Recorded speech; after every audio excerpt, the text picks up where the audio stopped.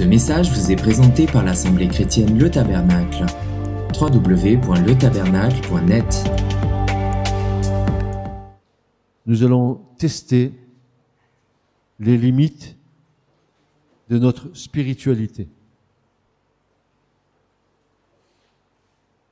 Ce matin, donc, nous allons tester les limites de notre spiritualité avec un exercice spirituel qui, malheureusement, n'est pas assez souvent pratiqué dans nos églises.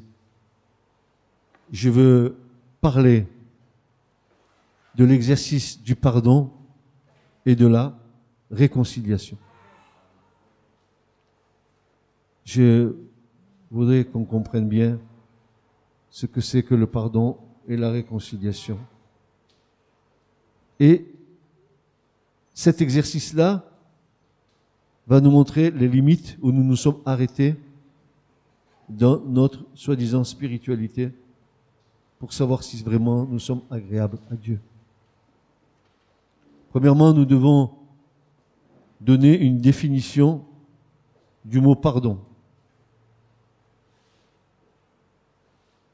Et le pardon est une notion qui est très mal comprise chez les non-chrétiens comme chez les chrétiens.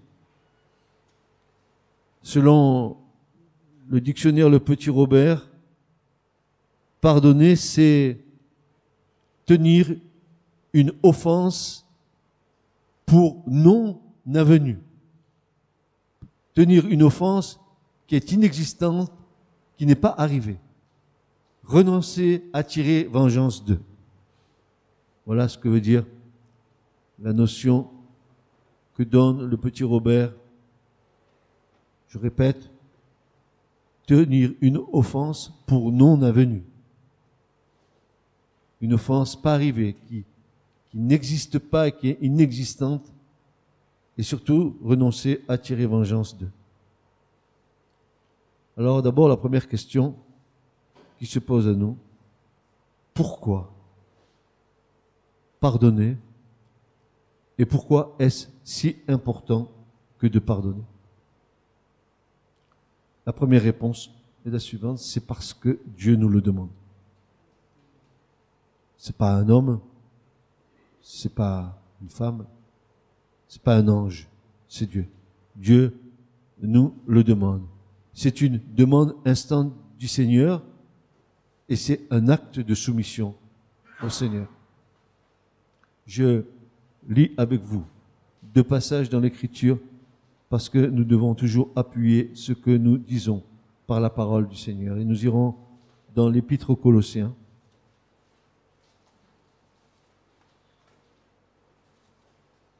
Au chapitre 3 et au verset 13.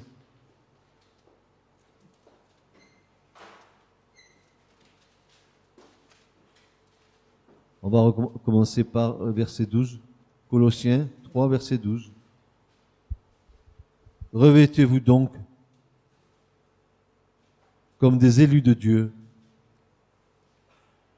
Je vous rappelle qu'un élu, c'est quelqu'un qui a été appelé, qui a répondu à l'appel, et par ce fait-là, même, il est rentré dans l'élection de Dieu.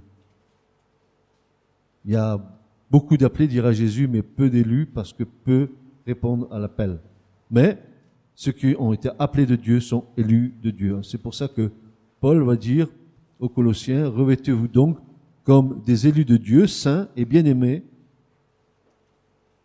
Premier mot, d'entrailles de miséricorde.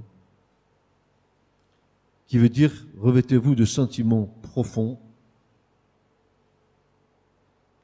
de bonté, d'humilité, de douceur, de longanimité. Voilà, le mot est là. Vous supportant l'un l'autre et vous pardonnant les uns aux autres. Et si l'un a un sujet de plainte contre un autre, voyez-vous, comme le Christ vous a pardonné, vous aussi faites de même. Et puis, l'apôtre va dire, et par-dessus toutes ces choses, revêtez-vous de l'amour qui est le lien de la perfection. J'irai aussi dans l'évangile de Matthieu avec vous, chapitre 6, si vous voulez bien, versets 14 et 15. Merci de suivre attentivement cette prédication, parce qu'elle va vraiment mettre la lumière en nous. Matthieu 6, versets 14 et 15, ce sont les paroles même de Jésus, qui dit, car si vous pardonnez aux hommes leurs fautes, votre Père céleste vous pardonnera aussi à vous. Mais si vous ne pardonnez pas aux hommes leurs fautes, votre Père ne pardonnera pas non plus vos fautes.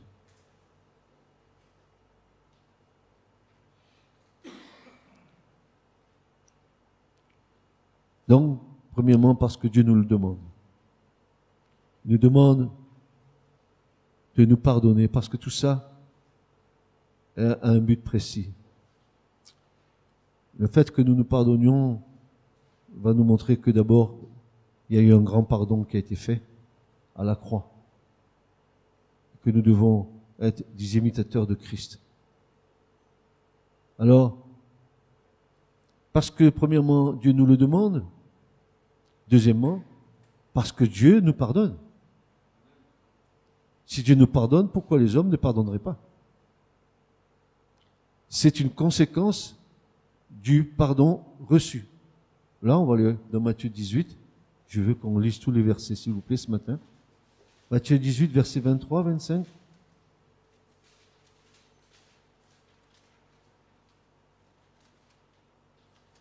À partir du verset 21, si vous voulez, jusqu'à 35, mais on va commencer avec Pierre, au verset 21. Alors Pierre, s'approchant de lui, lui dit, Seigneur, combien de fois mon frère péchera-t-il contre moi et je lui pardonnerai, et lui pardonnerai-je, pardon. Sera-ce jusqu'à 7 fois? Jésus lui dit, je ne te dis pas jusqu'à 7 fois.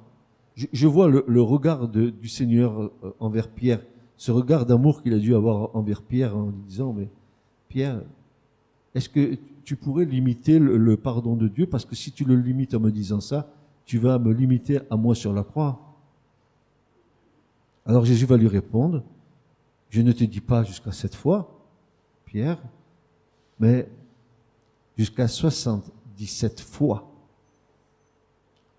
Et pour ceux qui sont un peu calculateurs, je vous renvoie à des calculs mathématiques d'une journée de 12 heures. 12 heures de nuit, 12 heures de jour, où nous vivons.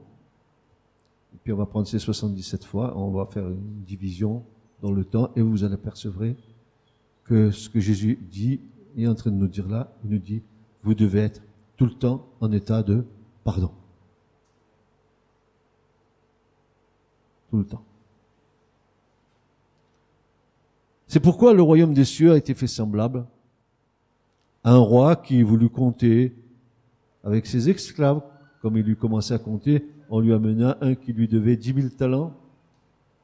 Une grosse somme, n'est-ce pas? Et comme il n'avait pas de quoi payer, son Seigneur ordonna qu'il fût vendu, lui et sa femme et ses enfants et tout ce qu'il avait, et que le paiement fût fait. L'esclave, donc, se jetant à ses pieds, lui rendit hommage, disant, Seigneur, use de patience envers moi, je te paierai tout. Et le Seigneur de cet esclave, touché de compassion, le relâcha et lui remit la dette. Mais cet esclave étant sorti, trouva un de ceux qui étaient esclaves avec lui qui lui devait 100 deniers. Et l'ayant saisi, il l'étranglait, disant, paye si tu dois quelque chose.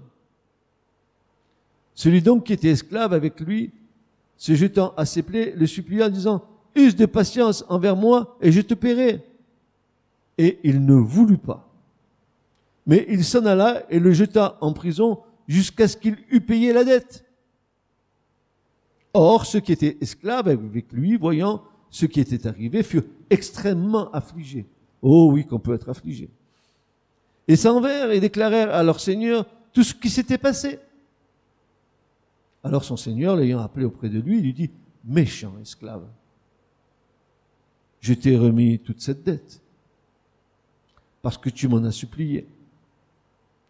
N'aurais-tu pas dû aussi avoir pitié de celui qui est esclave avec toi, comme moi aussi j'ai eu pitié de toi? » Et son Seigneur, étant en colère, le livra au bourreau, jusqu'à ce qu'il eût payé tout ce qui lui était dû. Ainsi, voici la conclusion de l'histoire. Ainsi, mon Père Céleste vous fera, si vous ne pardonnez pas de tout votre cœur, chacun à son frère. Premièrement, Dieu nous demande de pardonner. Secondement, il nous demande de pardonner parce que lui-même nous a pardonné. C'est une marque et une mesure de notre propre expérience de la grâce de Dieu. Nous avons reçu le pardon par grâce. Il nous a fait grâce, nous devons faire grâce. Troisièmement, parce que lorsque nous pardonnons, nous imitons Dieu. L'Écriture nous dit dans Éphésiens 4, 32, il va nous dire ceci, « Vous pardonnons réciproquement, comme Dieu vous a pardonné en Christ, devenez donc les imitateurs de Dieu. » Vous pardonnons réciproquement, comme Dieu, l'exemple, comme Dieu vous a pardonné en Christ. Devenez donc les imitateurs de Dieu. Alors, qu'est-ce que c'est que pardonner? Pardonner, c'est revêtir l'homme nouveau et entrer dans notre identité en Christ. Devenir conforme à ce que nous sommes en Christ. Pour pardonner, nous devons croire.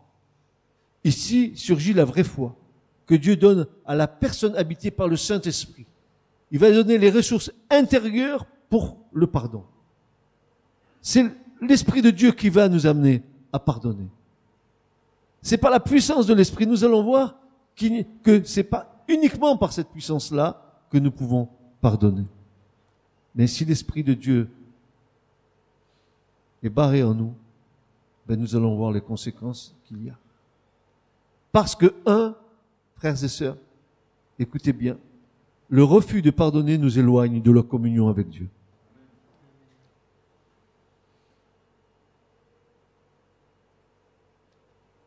Et dans la prière que Jésus nous a enseignée, parce que nous ne savions pas prier, n'est-ce pas?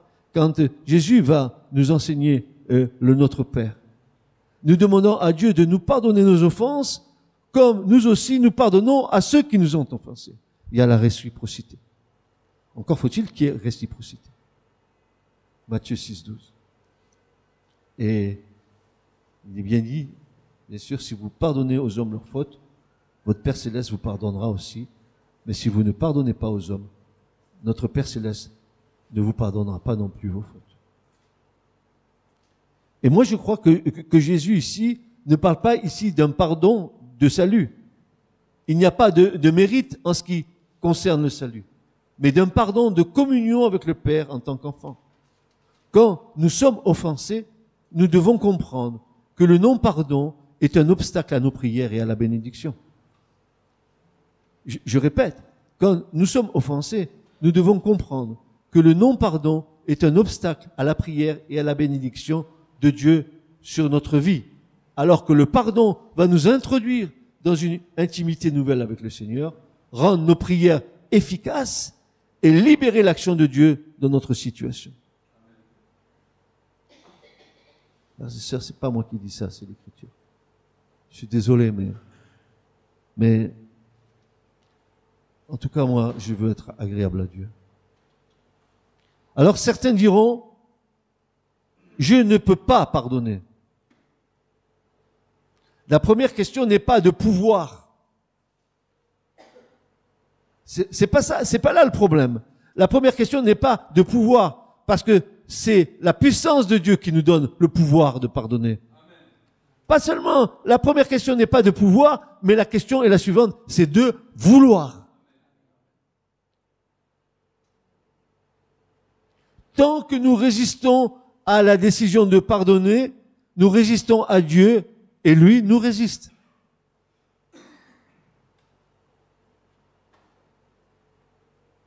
C'est pour ça que, frères et sœurs, il me vient à l'esprit un verset de l'Écriture qui dit « Autant que cela dépend de vous, soyez en paix avec tous. »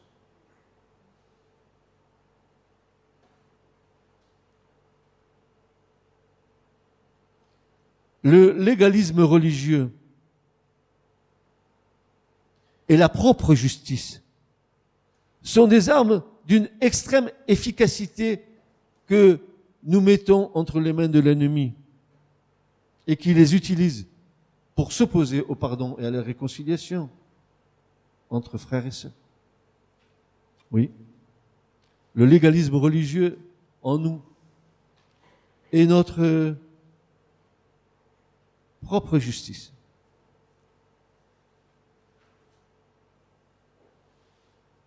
Troisièmement, parce que le refus de pardonner nous livre au tourment. La parabole du serviteur impitoyable se termine dans les tourments. Le maître livre au bourreau. Au fait, qui sont ces bourreaux? Vous vous êtes posé la question dans l'Écriture? Basanistes en grec a cette définition suivante, celui qui tire la vérité par l'usage de la torture. Un bourreau dont la fonction est de torturer ou de faire mourir. C'est ça un bourreau. Et beaucoup d'enseignants disent ici que les bourreaux, ce sont les démons auxquels cet homme sera livré. Le mot employé ici, le serviteur impitoyable qui refuse de pardonner et d'offrir la grâce qu'il a lui-même reçue. Le serviteur impitoyable qui refuse de pardonner et d'offrir la grâce qu'il a lui-même reçue. Alors quels sont les bourreaux qui tourmentent ceux qui ne pardonnent pas? Parce qu'ils sont nommés, n'est-ce pas, dans ce passage. Quels sont les bourreaux qui tourmentent ceux qui ne pardonnent pas? Je vais vous dire. Qui ils sont? L'amertume, la haine, la rancune, le désir de vengeance, la pitié de soi et l'esprit de jugement. Voilà comment notre Père Céleste vous traitera si vous ne pardonnez pas. Vous serez livrés au tourment de ces bourreaux. Vous serez, écoutez bien, vous serez prisonnier de ces pensées et de ces sentiments que vous ne voulez pas abandonner. Ils vont vous tourmenter et vous détruire. Au départ, ces murs que vous dressez devant la personne qui vous a blessé vont assurer une certaine protection, mais petit à petit, vous allez construire votre propre prison et vos propres tourments.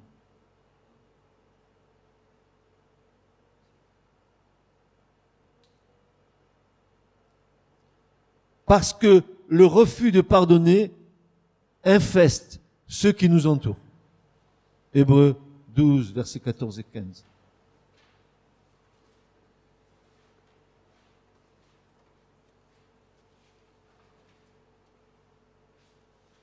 Voilà. Poursuivez la paix avec tous et la sainteté sans laquelle nul ne verra le Seigneur. Veillant de peur que quelqu'un ne manque de la grâce de Dieu, de peur que quelques racines d'amertume bourgeonnant en haut ne vous troublent et que par elles plusieurs ne soient souillés.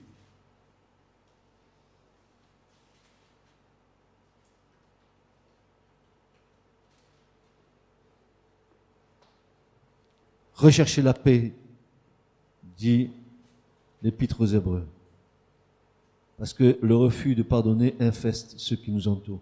Si l'amertume et la colère contrôlent nos vies, nous allons développer un style de vie et de relations contrôlées par cette colère. De façon souvent inconsciente, la personne qui n'a pas pardonné et qui n'a pas coupé avec son passé le reproduit dans son couple, avec ses enfants et infeste toute sa famille. C'est le constat tardif de cette réalité qui amène les personnes à rechercher de l'aide. Elles transmettent elles-mêmes cet état d'esprit dans l'assemblée locale.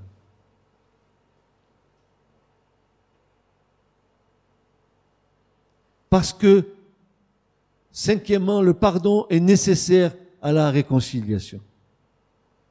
On ne peut pas se réconcilier sans s'être pardonné. Nous allons voir pourquoi. Matthieu 5, versets 23 à 26.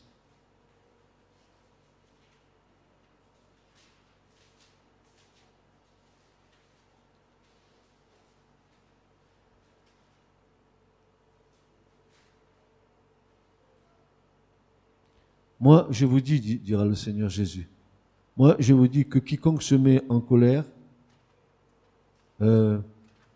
lourdement, non, Jésus va donner le bon mot, légèrement, contre son frère, sera passible du jugement. Qu'est-ce que Jésus veut nous dire? Quelle est l'invitation qu'il nous fait là? Qu'est-ce que c'est légèrement? Un mot de travers? Ce qu'il y a dans l'Église, les deux clés que Dieu nous a données pour garder la paix dans l'Église et l'unité dans l'Église, c'est le pardon et la réconciliation. Comment se fait-il que ça se vit pas dans l'Église? Quelle tristesse! C'est là que nous commençons à voir la limite de notre spiritualité. Ah oui, nous pouvons être remplis de la parole, remplis de beaucoup de connaissances, remplis de beaucoup de choses, mais les choses essentielles, la base de notre foi est oubliée. Pourquoi? Parce que tout le reste, c'est peut-être pour que la chair puisse prendre une place quelque part.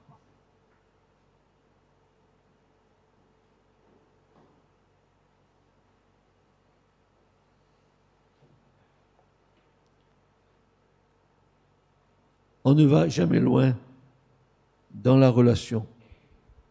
On ne va jamais loin dans la relation sans l'exercice du pardon.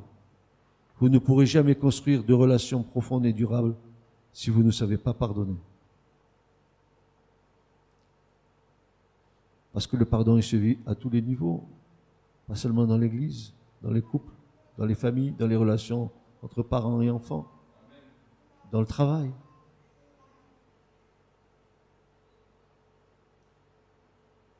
Croyez-vous que ce mot pardon n'a pas une grande résonance dans les cieux?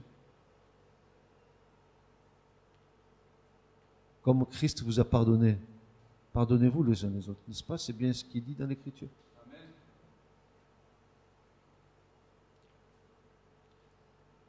Dans le pardon, Dieu vise la réconciliation. Si vous ne pardonnez pas, vous ne pourrez pas vous réconcilier. Mais il ne faut pas confondre le pardon et la réconciliation, même si les deux sont très liés. Dans une démarche de pardon, il est important de les dissocier et de ne pas penser d'abord réconciliation. Parler réconciliation avant pardon, c'est mettre la charrue avant les bœufs. Si la personne blessée est amenée trop vite à penser réconciliation, sans un travail pénible, au préalable dans son cœur de repentance, elle risque de ne pas pardonner ou de donner un pardon à bon marché qui ne créera pas les conditions nécessaires à une vraie réconciliation. Une démarche de pardon commence par une démarche personnelle devant Dieu avant d'être une démarche extérieure vers l'offenseur. Si nous voulons aider quelqu'un à cheminer dans une démarche de pardon, nous devons respecter son état émotionnel et ne pas pousser cette personne trop vite vers la réconciliation. Il y a des étapes, un processus, c'est le Saint-Esprit qui va agir. Jusqu'où pardonner? Existe-t-il des limites au pardon? Non, mes frères, non, mes sœurs, il n'y a pas de limite au pardon parce que la mesure de la grâce, c'est la grâce de Dieu. Voilà, c'est simple. La mesure de la grâce, c'est la grâce de Dieu. Là, dit Paul dans les Romains, là où le péché a abondé, la grâce a surabondé. Sommes-nous plus grands que le Seigneur? Sommes-nous plus grands que nos frères apôtres qui nous ont enseigné ces choses? Sommes-nous plus grands que celui qui a dit à la croix, pardonne-leur? Sommes-nous, nous, plus grands? La grâce de Dieu est plus forte et plus grande que le péché. Attention, frères et sœurs, je parle ici du pardon offert qui est gratuit, pas du pardon de communion avec l'offenseur. Pardonner, est-ce oublier? L'Écriture dit que Dieu ne se souviendra plus de nos péchés. Amen, amen. C'est une grande grâce, vous savez, une grande grâce que nous avons. Car, dit l'Écriture, je pardonnerai leur iniquité, je ne me souviendrai plus de leurs péchés. Hébreux 10, 17. Et Dieu de surenchérir, c'est moi qui efface les transgressions pour l'amour de moi, et je ne me souviendrai plus de tes péchés. Quel Dieu est semblable à toi qui pardonne l'iniquité et qui oublie les péchés du reste de ton héritage. Il ne garde pas sa colère à toujours, car il prend plaisir en la miséricorde. Il aura compassion de nous. Il mettra sous ses pieds nos iniquités. Tu jetteras au fond de la mer tous leurs péchés. Michée 7, verset 18-19. C'est la même idée que nous retrouvons dans le psaume 103-12. Autant l'Orient est éloigné de l'Occident, autant il éloigne de nous nos transgressions. Jusqu'à un certain point, l'oubli peut résulter du pardon, mais ce n'est ni la condition, ni la preuve du pardon.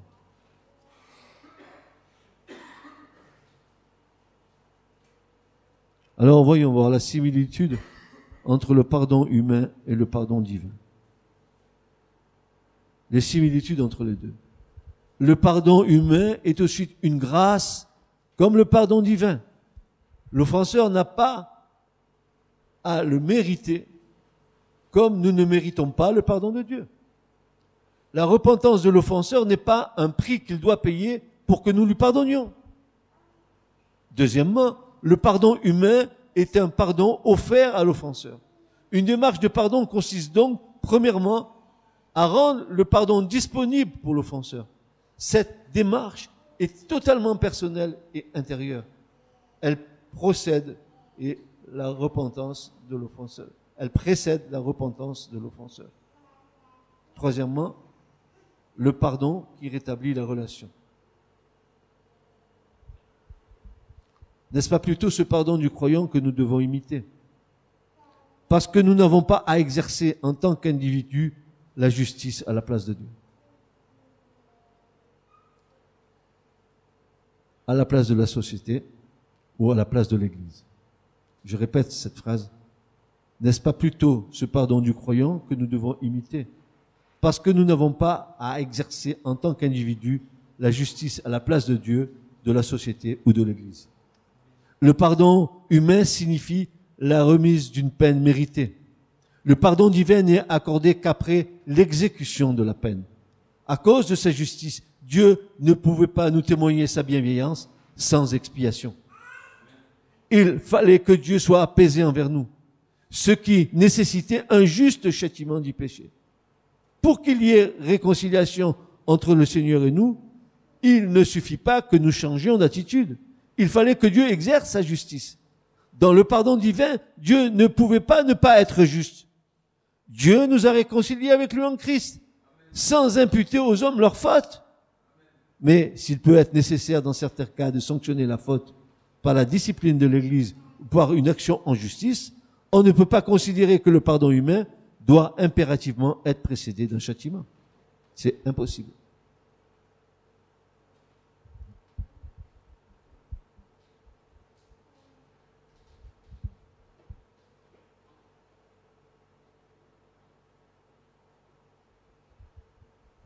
Alors la différence entre les deux. L'offense péché d'autrui à mon égard. Je n'ai pas à le justifier à bon compte, à le banaliser, à l'accepter, à le pardonner sans condition, notamment sans repentance. Le danger du pardon à trop bon marché est signalé comme l'affirmation du prophète. Si l'on fait grâce, écoutez bien ce que dit le prophète, Si l'on fait grâce au méchant, il n'apprend pas la justice. Il se livre au mal dans le pays de la droiture. Il n'a pas égard à la majesté de l'Éternel.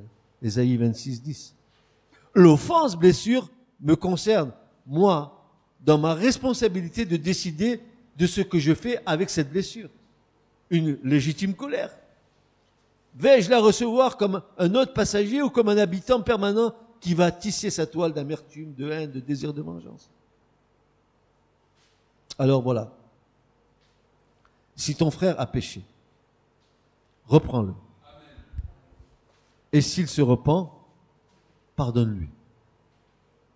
Il est vrai que pardonner n'est pas tenir le coupable pour innocent, pour l'encourager dans son péché. Nous devons nous protéger aussi du péché des autres. La réconciliation n'est pas forcément souhaitable si la personne persiste dans son état de péché. Il y a de légitimité devant Dieu de dire que dans ces conditions, une relation d'amour et d'unité n'est pas possible. Mais la démarche intérieure de pardon, elle, est possible. Quatrièmement, le modèle divin du pardon, Dieu ne nous pardonne que si nous sommes repentants. Il est vrai que nous sommes au bénéfice du pardon de Dieu si nous confessons nos péchés et que nous nous repentons. Sinon, nous restons dans nos péchés. La colère de Dieu contre le péché demeure sur nous. Nous ne sommes pas réconciliés avec Dieu et nous sommes privés d'une relation nouvelle avec lui.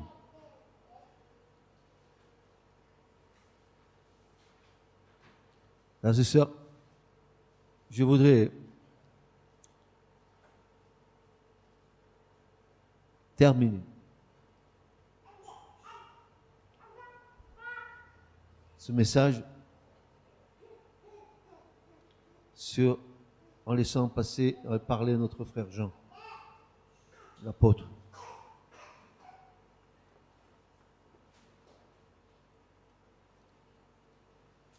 Maintenant, nous tournons vers l'apôtre Jean et voyons de quelle manière il nous entretient du relationnel dans l'Église. 1 Jean 3, versets 14 et 15.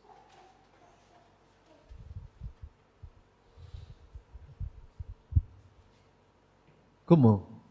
Question cruciale, primordiale, essentielle. Question de vie éternelle. Nous, dit Jean, nous savons que nous sommes passés de la mort à la vie parce que nous aimons les frères. Celui qui n'aime pas son frère demeure dans la mort. Quiconque haït son frère est un meurtrier, et vous savez qu'aucun meurtrier n'a la vie éternelle demeurant en lui. Ceci est la première déclaration de Jean concernant les relations fraternelles. Allons plus loin. Allons dans 1 Jean 3, versets 18 à 23. Quelle belle leçon que nous recevons ce matin. Enfants, dira Jean, n'aimons pas de parole ni de langue, mais en action et en vérité. Amen. Et par ceci, nous saurons que nous sommes de la vérité et nous assurerons nos cœurs devant lui, que si notre cœur nous condamne, Dieu est plus grand que notre cœur et il sait toutes choses. Bien-aimés, si notre cœur ne nous condamne pas, nous avons de l'assurance envers Dieu. Et quoi que nous demandions, nous recevons de lui parce que nous gardons ses commandements et que nous pratiquons les choses qui sont agréables devant lui. Et c'est ici son commandement. Que nous croyions au nom de son Fils Jésus-Christ. Et bien sûr, que nous nous aimions l'un l'autre, selon qu'il nous en a donné le commandement. Et celui qui garde ses commandements demeure en lui, et lui en cet homme, et par ceci, nous savons qu'il demeure en nous, savoir par l'Esprit qu'il nous donne. Je terminerai par une dernière citation. 1 Jean 4, versets 20, 21.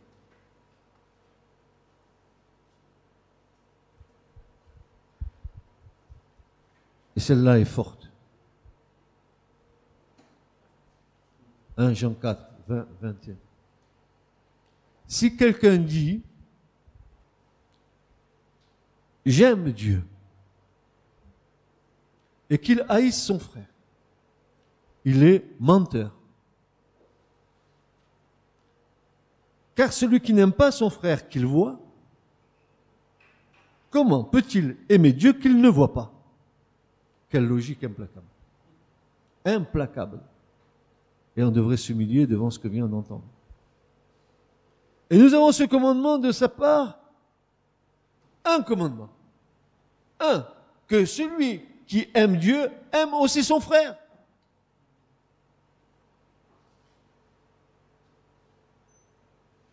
Ainsi, pardon et réconciliation sont des éléments indissociables de l'amour de Dieu. Frères et sœurs, mon exhortation ce matin, c'est demeurons donc dans son amour. Demeurons donc dans son amour. Dieu est plus grand que nous.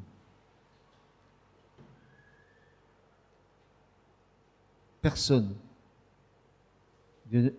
Dieu n'a laissé à personne le soin d'exercer sa justice. Le germe de la justification, c'est Christ. C'est lui qui fait les choses. Et lui seul. Il a payé le prix pour ça. Aurions-nous l'audace de nous mettre à sa place? Donc, demeurons dans son amour. Et puis voilà. Amen. Si quelqu'un dit j'aime Dieu et qu'il haïsse son frère, il est un menteur. Car celui qui n'aime pas son frère, qu'il voit, comment peut-il aimer Dieu, mais qu'il ne voit pas?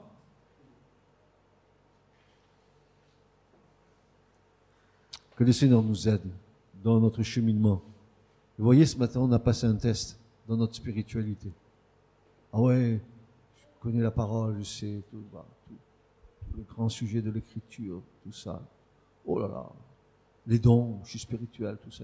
Seulement, quand on te vient au béaba de l'évangile, où que tu dois vraiment montrer que tu es vraiment un enfant de Dieu, que tu dois pardonner à l'autre, que tu dois te réconcilier avec l'autre, alors là, c'est le désert. Et je vais vous dire une chose, frères et sœurs, que le Seigneur m'a montré et que je vous donne. Vous en faites ce que vous voulez. Il y a un passage dans l'Écriture, dans le Lévitique, où Dieu dit que si quelqu'un a péché contre toi, eh bien, si cette personne vient pour se réconcilier avec toi, réconcilie-toi avec elle, mais que toute la frustration qu'il y a eu pendant le temps où il y a eu séparation entre les deux individus, avec tout ce que ça a entretenu dans le cœur, etc. Dieu dit maintenant, il va falloir que tu restitues à cette personne le principal plus un cinquième. Comment puis-je restituer le principal et le cinquième d'un amour qui m'a été frustré? Comment vais-je faire? Je vous pose la question, vous y répondrez. C'est pas la réponse. L'Écriture est claire. Tu as fait pécher ton frère en entretenant en lui des pensées contre toi. Maintenant, il va falloir que tu restitues ce en quoi tu l'as fait pécher. Alors, tu restitues le principal plus un cinquième. Tu es capable de ça? Que Dieu vous bénisse, mes frères et sœurs. Que cette prédication de ce matin reste le plus longtemps possible gravée dans nos cœurs. Parce que Dieu nous attendra sur ce terrain. Si vous ne pardonnez pas aux hommes votre frère, mon Père qui est dans les cieux, elle ne vous pardonnera pas non plus. Et moi, je tremble à cette parole. Je tremble. Je tremble à cette parole. Parce que quand Dieu dit quelque chose, il ne le dit pas en vain. Vous comprenez bien? Il le dit parce que c'est une question d'entrer dans le royaume, une question de vie éternelle. Amen. Il ne pardonnera pas non plus nos fautes. Pourtant, nous disons que Jésus nous a pardonné à la croix. Mais quelle faute il ne va pas nous pardonner? Nous n'avons pas pardonné. Nous ne nous sommes pas réconciliés. N'est-ce pas qu'il est dit dans l'Écriture, par la bouche de l'apôtre Paul, que nous sommes des ambassadeurs de Christ, que nous portons en nous le ministère de la réconciliation? Oui ou non? C'est bien écrit, n'est-ce pas, dans les Corinthiens? Alors, qu'est-ce qu'on en fait de tout ça? Comme Christ vous a pardonné, et je termine là, pardonnez-vous les uns les autres. Amen. Amen. Et Amen. Ce message vous a été présenté par l'Assemblée chrétienne Le Tabernacle.